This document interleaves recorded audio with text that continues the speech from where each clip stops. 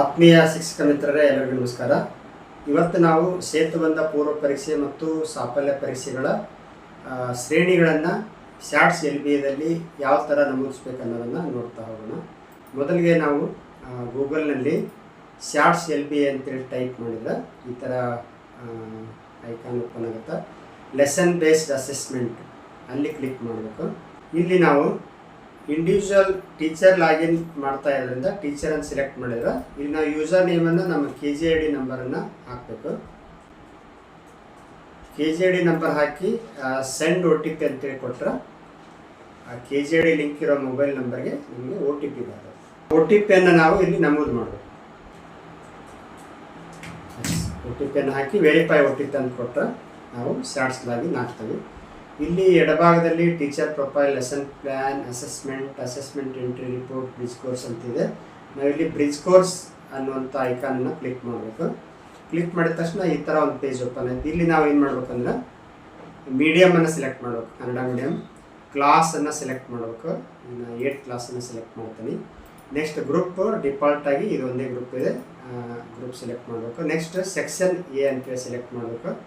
Subject, ನೀವು ಯಾವ subject teachers ಇದ್ದೀರೋ ಆ ಸಬ್ಜೆಕ್ಟನ್ನು ಸೆಲೆಕ್ಟ್ ಮಾಡಬೇಕು. ನಾನು ಮ್ಯಾಥಮೆಟಿಕ್ಸನ್ನು ಸೆಲೆಕ್ಟ್ ಮಾಡ್ತಾ ಇದ್ದೀನಿ. ಈಗ ಪೂರ್ವ ಪರೀಕ್ಷೆಯನ್ನು ಯಾವ ದಿನಾಂಕಕ್ಕೆ ನಾವು ತೆಗೆದುಕೊಂಡಿರ್ತೀವಿ ಆ ದಿನಾಂಕವನ್ನು ಇಲ್ಲಿ ನಮೂದಿಸ್ಬೇಕು. ನಾನೀಗ 6ನೇ ತಾರೀಕಿಗೆ 7th ಸ್ವಲ್ಪ ಲೇಟಾಗಿ ಪರೀಕ್ಷೆ ತೊಗೊಂಡಿದ್ವಿ. 6ನೇ ತಾರೀಕು ಜೂನು ಪೂರ್ವ ಪರೀಕ್ಷೆ ತೆಗೆದುಕೊಂಡಿದ್ದೀನಿ. ಹಾಗಾಗಿ 6/6/2026 ಸರ್ಚ್ ಅಂತ ಕೊಡ್ತೀನಿ. ಸರ್ಚ್ ಅಂತ ಕೊಟ್ಟ ತಕ್ಷಣ ಏನಾಯಿತು, ಈ ಥರ ಪೇಜ್ ಓಪನ್ ಆಯಿತು. ಇಲ್ಲಿ ನೋಡಿರಿ 10 ಎಂಟ್ರೀಸ್ ಪರ್ ಪೇಜ್ ಅಂತಿದೆ. ಅಂದರೆ ಒಂದು ಪೇಜ್ಗೆ 10 ಜನ ಅಷ್ಟೇ ತೋರಿಸುತ್ತದೆ. ನಮಗೆ ಎಲ್ಲ ವಿದ್ಯಾರ್ಥಿ ಒಂದೇ ಪೇಜ್ ಒಳಗೆ ಬೇಕಂದ್ರೆ ಏನು ಮಾಡಬೇಕಂದ್ರೆ ಇದನ್ನು ಡ್ರಾಪ್ ಡೌನ್ ಬಾಕ್ಸ್ ಸೆಲೆಕ್ಟ್ ಮಾಡಿ 50 ಎಂಟ್ರೀಸ್ ಪರ್ ಪೇಜ್. ನಿಮ್ಮ ಸ್ಕೂಲಲ್ಲಿ 50 ವಿದ್ಯಾರ್ಥಿಗಳಿದ್ರೆ ಇದನ್ನು ಇಷ್ಟು ಸೆಲೆಕ್ಟ್ ಮಾಡಿದ್ರೆ ಸಾಕು. ಅಥವಾ 100 ಅಂತ ಸೆಲೆಕ್ಟ್ ಮಾಡ್ತೀನಿ ನಾನು. ಆವಾಗ ನಮ್ಮ ಸ್ಕೂಲಲ್ಲಿ ಇರುವಂಥ ಎಲ್ಲ ವಿದ್ಯಾರ್ಥಿಗಳು ಒಂದೇ ಪೇಜ್ ಒಳಗೆ ಬಂದುಬಿಡ್ತಾರೆ. ಈಗ ನಾನೀಗ ನೋಡಿ ಇಲ್ಲಿ ಏನು ಕಾಣ್ತಾ ಇದೆ, ವಿದ್ಯಾರ್ಥಿಯ ಹೆಸರಿನ ಮುಂದೆ LO1, LO2, LO3, LO4 ಈ ಥರ ಇದೆ. ಲರ್ನಿಂಗ್ ಔಟ್ಕಮ್ 1, ಲರ್ನಿಂಗ್ ಔಟ್ಕಮ್ 3 ಈ ಥರ ಎಷ್ಟೋ 10ವರೆಗೂ ಇದೆ.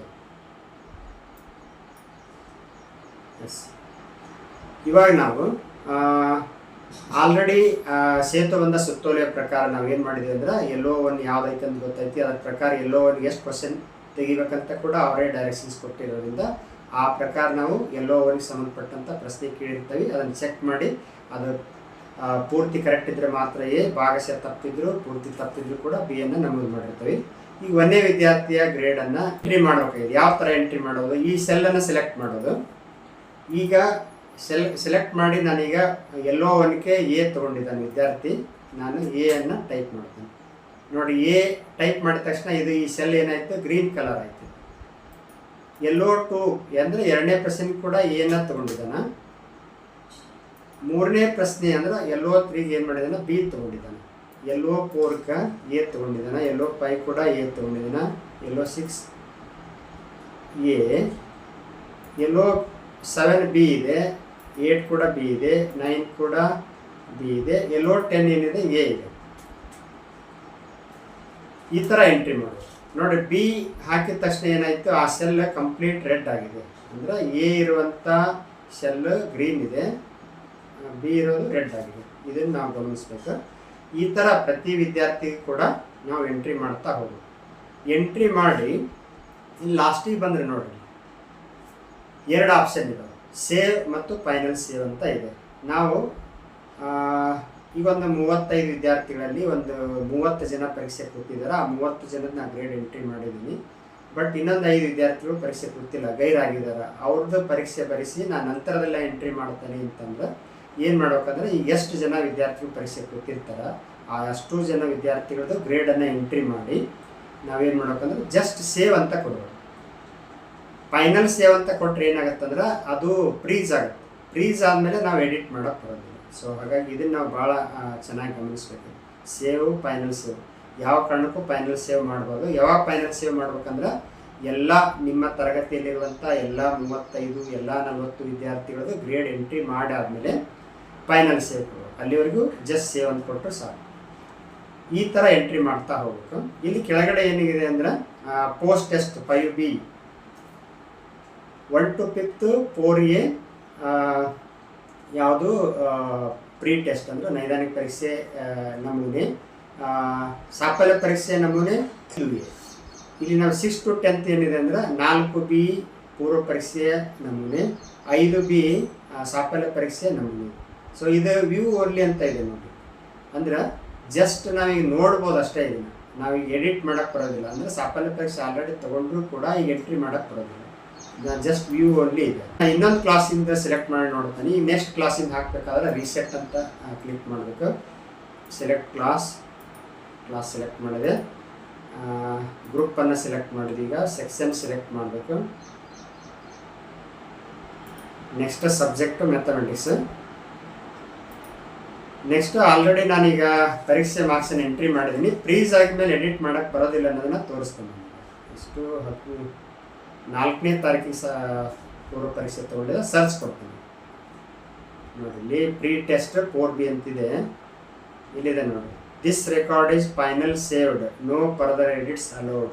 ನಾನೇನು ಮಾಡಿದ್ದೇನೆ ಅಂದರೆ ಎಲ್ಲ ವಿದ್ಯಾರ್ಥಿಗಳು ಮಾರ್ಕ್ಸ್ ಹಾಕಿ, ಅಂದರೆ ಶ್ರೇಣಿಗಳನ್ನು ಹಾಕಿ A B ಎಲ್ಲ ಹಾಕಿ ಫೈನಲ್ ಸೇವ್ ಕೊಟ್ಟಿದ್ದೀನಿ. ಫೈನಲ್ ಸೇವ್ ಕೊಟ್ಟಿರೋದ್ರಿಂದ this record is final saved, no further edits allowed. ಅಂದರೆ ನಾವು ಎಡಿಟ್ ಮಾಡೋಕ್ಕೆ ಬರೋದಿಲ್ಲ.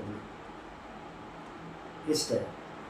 ಇಷ್ಟಾದಮೇಲೆ ನೆಕ್ಸ್ಟ್ ಇದೆ ಪೋಸ್ಟ್ ಟೆಸ್ಟ್ 5B. ಇಲ್ಲಿ ಏನಿದೆ ನೋಡಿ, September view only, December view only. ಇದನ್ನು ನೀವು ಕ್ಲಿಕ್ ಮಾಡಿದ್ರೆ ಏನು ಬರುತ್ತಂದ್ರೆ ನೋಡಿ, ಜಸ್ಟ್ ವ್ಯೂ ಓನ್ಲಿ ಇದೆ. ಅಂದರೆ ಯಾವ ವಿದ್ಯಾರ್ಥಿಗಳು ತೆಗೆದುಕೊಂಡಿದ್ದಾರ ಅದಷ್ಟೇ ಮೆನ್ಷನ್ ಮಾಡಿದ್ದಾರೆ. ಅಂದರೆ ಈಗ ಯಾವ ವಿದ್ಯಾರ್ಥಿಗಳು ಎಲ್ಲ 10 ತೆಗೆದುಕೊಂಡಿದ್ದಾರಲ್ಲ ಅವ್ರ ಹೆಸರು ಇದರೊಳಗಿಲ್ಲ. ಅಂದರೆ ಅವರು ಪರಿಹಾರ ಬೋಧನೆಗೆ ಒಳಪಟ್ಟ ಮಕ್ಕಳಲ್ಲ.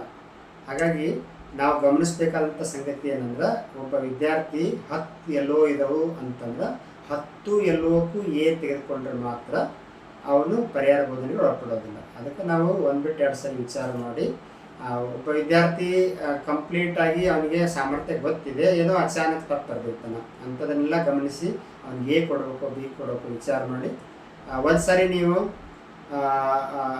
ಗ್ರೇಡನ್ನು ಎಂಟ್ರಿ ಮಾಡಿ ಫೈನಲ್ ಸೇವ್ ಕೊಟ್ಟರೆ ಚೇಂಜ್ ಮಾಡೋಕ್ಕೆ ಬರೋದಿಲ್ಲ. ಹಾಗಾಗಿ ಪೋಸ್ಟ್ ಟೆಸ್ಟ್ ಇದು ಪ್ರೀ ಟೆಸ್ಟ್ ಆಯಿತು. ಪೋಸ್ಟ್ ಟೆಸ್ಟನ್ನು ಹೆಂಗೆ ಎಂಟ್ರಿ ಮಾಡೋದಂದ್ರೆ, ಈಗಿನೋ ಇದ್ರೊಳಗೆ ಆಪ್ಷನ್ ಬಿಟ್ಟಿಲ್ಲ ಅವರು. ನಾನು ಜಸ್ಟ್ ವ್ಯೂ ಅಷ್ಟೇ ಮಾಡ್ತಾಯಿದ್ದೀನಿ. ಪೋಸ್ಟ್ ಟೆಸ್ಟ್ ಓಪನ್ ಮಾಡಿದೆ ನಾನೀಗ ನೋಡಿ. ಇಲ್ಲಿ ಎಲ್ಲರೂ ಎಡಿಟ್ ಮಾಡೋಕ್ಕೆ ಹೋಗ್ತೀನಿ, ಎಡಿಟ್ ಆಗ್ತೀನಿ. ಯಾಕಂದರೆ ಅದು ವ್ಯೂ ಓನ್ಲಿ ಇಟ್ಟಿದ್ದಾರೆ. ಇಲ್ಲಿ ಏನು ಮಾಡ್ತಾರೆ ಅಂದ್ರೆ ಅವ್ರು ಪೋಸ್ಟ್ ಟೆಸ್ಟ್ ಒಳಗೆ ಆಲ್ರೆಡಿ ಪ್ರೀ ಟೆಸ್ಟಿಗೆ ಹಾಕಿದ ಗ್ರೇಡ್ ಎಲ್ಲ ಇದರೊಳಗೆ ಡಿಫಾಲ್ಟಾಗಿ ಬರ್ತಾವೆ.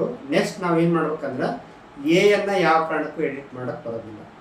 ಯಾವುದು B ಇರ್ತೈತಲ್ಲ ಆ B-ಯನ್ನು ಎಡಿಟ್ ಮಾಡಿ ಮಾಡೋಕ್ಕೆ ಅವಕಾಶ ಇದೆ. ಹಾಗಾಗಿ ಕೇರ್ಫುಲ್ಲಾಗಿ ಎಂಟ್ರಿ ಮಾಡಬೇಕು. ಪ್ರೀ ಟೆಸ್ಟ್ ಎಂಟ್ರಿ ಮಾಡ್ಬೇಕಾದ್ರೆ ತೊಗೊಂಡಿರ್ತಾನೆ ಒಂದೇ ಎಲ್ಲೋಕೆ, ಪೋಸ್ಟ್ ಟೆಸ್ಟ್ಗೆ ಅದು B ತೊಗೊಂಡ್ರೆ ಇಲ್ಲಿ ಹಾಕಕ್ಕೆ ಬರೋದಿಲ್ಲ. ಸೊ ಹಾಗಾಗಿ ಇದ್ದದನ್ನು ಎಡಿಟ್ ಮಾಡೋಕ್ಕೆ ಬರೋದಿಲ್ಲ. ಯಾವುದು B ಇರ್ತೈತಿಲ್ಲ ಅದನ್ನು ಮಾತ್ರ ನಾವು ಎಡಿಟ್ ಮಾಡಿ ಸರಿ ಮಾಡೋಕ್ಕೆ ಸಾಧ್ಯ. ಈಗ ನಾವು ಪ್ರೀ ಟೆಸ್ಟ್ ಒಳಗೆ ಎಲ್ಲ ಎಂಟ್ರಿ ಮಾಡಾದ್ಮೇಲೆ ಎಲ್ಲ ವಿದ್ಯಾರ್ಥಿಗಳು ಕರೆಕ್ಟ್ ಐತಿ ನೋಡಿಕೊಂಡು ಸೇವ್ ಮಾಡಿ, ಇನ್ನೇನು ಬಾಕಿ ಇಲ್ಲ ಅಂದಮೇಲೆ ಫೈನಲ್ ಸೇವ್ ಕೊಡಬೇಕು. ನೆಕ್ಸ್ಟ್ ಪೋಸ್ಟ್ ಟೆಸ್ಟ್ ಆಪ್ಷನ್ ಬಿಡ್ತಾರೆ ಬಹುತೇಕ 20 ಅಥವಾ 25 ನಂತರ, ಏನು ಜುಲೈ 1 ನಂತರ ಬಿಡ್ತಾರೆ ಗೊತ್ತಿಲ್ಲ. ಪೋಸ್ಟ್ ಟೆಸ್ಟ್ ಆಪ್ಷನ್ ಬಿಟ್ಟ ತಕ್ಷಣ ನಾವು ಪೋಸ್ಟ್ ಟೆಸ್ಟ್ ಅಂತ ಕ್ಲಿಕ್ ಮಾಡಿ ಏನು ಮಾಡ್ಬೇಕಂದ್ರೆ ಪ್ರತಿ ವಿದ್ಯಾರ್ಥಿದು A B ಗ್ರೇಡ್ ಎಲ್ಲೋ 1ಗೆ ಏನಾಯಿತು, ಎಲ್ಲೋ 2ಗೆ ಏನಾಯಿತು, ಈ ಥರ ಗ್ರೇಡ್ ಎಂಟ್ರಿ ಮಾಡ್ತಾ ಹೋಗೋದು. ಎಂಟ್ರಿ ಮಾಡಾದ್ಮೇಲೆ ಅಲ್ಲಿ ಫೈನಲ್ ಸೇವ್ ಕೊಟ್ಟಾದ್ಮೇಲೆ ಏನಾಗುತ್ತಂದ್ರೆ ಲಾಸ್ಟಿಗೆ ಇಲ್ಲಿ ಏನಾಗುತ್ತಂದ್ರೆ ನಮಗೆ ಸೆಪ್ಟೆಂಬರ್ ವ್ಯೂ ಓನ್ಲಿ ಅಂತ ಐತಲ್ಲ, ಸೆಪ್ಟೆಂಬರ್ದೊಳಗೆ ಯಾವ ವಿದ್ಯಾರ್ಥಿಗಳು ಪರಿಹಾರ ಬೋಧನೆಗೆ ಒಳಪಟ್ಟ ಮಕ್ಕಳಿದ್ದಾರೆ ಅವ್ರದ್ದೆಲ್ಲರದ್ದು ಹೆಸರು ತೋರಿಸುತ್ತೆ. ಅಂದರೆ ಎಲ್ಲ ಇದ್ದಂಥ ವಿದ್ಯಾರ್ಥಿಗಳು ಇಲ್ಲಿ ತೋರಿಸೋದಿಲ್ಲ. ಅದು ಪೋಸ್ಟ್ ಟೆಸ್ಟ್ ಒಳಗೆ ಎಲ್ಲಕ್ಕೆಲ್ಲ ಬಂದವ್ರಿಗೆ ಈ ಸೆಪ್ಟೆಂಬರ್ ವ್ಯೂ ಓನ್ಲಿ ಐತಲ್ಲ ಇದರೊಳಗೆ ತೋರಿಸೋದಿಲ್ಲ. ಎಲ್ಲ ಬಂದವರು ಇದ್ರಾಗ ಯಾರು ಇರ್ತಾರ, 10ಕ್ಕೆ 1 B ಇದ್ರು, 10ಕ್ಕೆ 2 B ಇದ್ರು, ಒಟ್ಟು ಕನಿಷ್ಠ 1 B 1ಕ್ಕಿಂತ ಹೆಚ್ಚು B ಇದ್ರೂ ಕೂಡ ಇದರ ಲಿಸ್ಟ್ಗೆ ಪರಿಹಾರ ಒಳಪಟ್ಟ ಮಕ್ಕಳ ಲಿಸ್ಟ್ಗೆ ಬರ್ತಾರೆ. ಇದನ್ನು ನಾವು ಗಮನದಲ್ಲಿ ಇಟ್ಕೊಂಡು ಪ್ರೀ ಟೆಸ್ಟ್ ಮತ್ತು ಪೋಸ್ಟ್ ಟೆಸ್ಟ್ ಶ್ರೇಣಿಗಳನ್ನು ಇದರಲ್ಲಿ ಎಂಟ್ರಿ ಮಾಡೋದು. ಇದಿಷ್ಟನ್ನು ಹೇಳ್ತಾ ಈ ಒಂದು ವಿಡಿಯೋ ಮುಗಿಸ್ತಾ ಇದ್ದೀನಿ. ಧನ್ಯವಾದ.